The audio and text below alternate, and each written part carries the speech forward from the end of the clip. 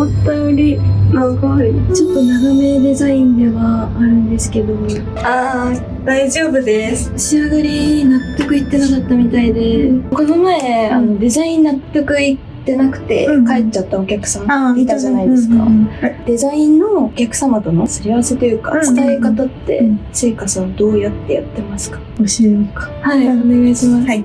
これ1本取って、まずお客さんに長さだけ見せる。これ12ミリなんですけれども、で、お客さんに鏡に見てもらう。ここだと分かりにくいから、鏡をちょっと横にしていただいてとか、いろんな方向で見てもらって、ここ当てるときも目元ちょっと開けて当ててあげる。で、それもその時に伝える。